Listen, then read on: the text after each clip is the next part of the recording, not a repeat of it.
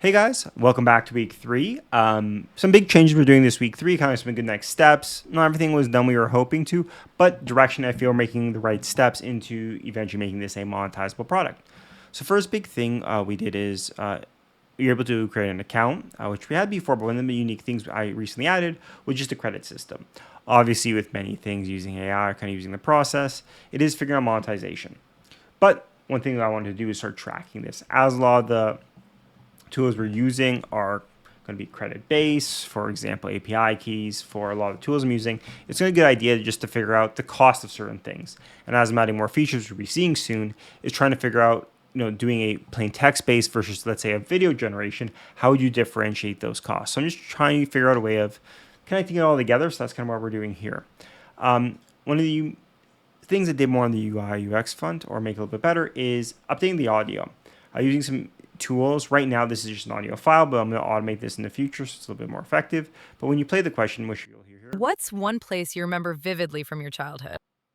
it sounds a bit better. There's no errors in the polls, and it's better than the generic robot talk we're getting today. We still have a way of speaking your answer, but you'll see some cool change. We're doing this as soon. So not much has changed here per se, besides some nice visual change, a little bit better. This still works is when you output the N8N function is still this one where it takes your answers, creates a story, shares the Google Doc. I did explore more options for PDFs.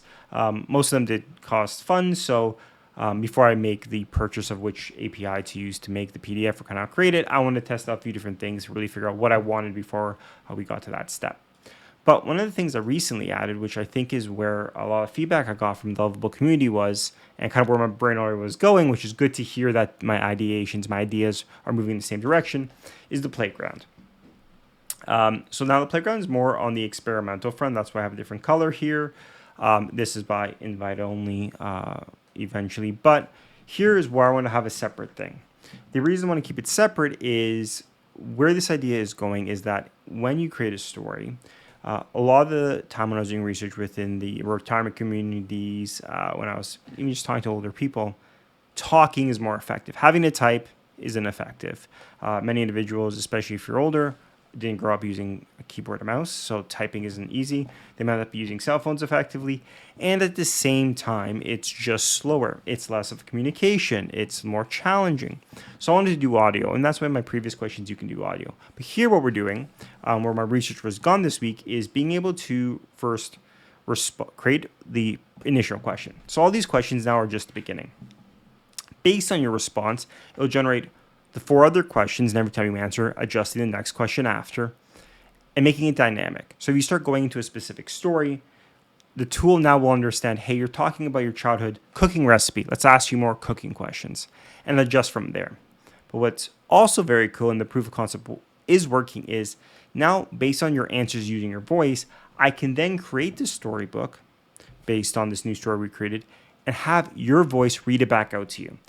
This was one of the big feedbacks I got was, if I'm creating a story by my grandparent, I would love to hear my grandparent speak it to me, or at least being able to hear his or her voice to my grandkids. So that's a new feature I'm adding within N8N. As you can see here, this is the conversational text. It's just OneNote. I was using ElevenLabs. Tried it out a bit. I haven't built it out yet, but the proof of concept I was doing before through some manual testing, it does work. So my hope for next week, and hopefully when I come back to you guys and update you next week, is we'll have this page working. We'll have dynamic questioning. Most importantly, we'll have voice that returns an audio file.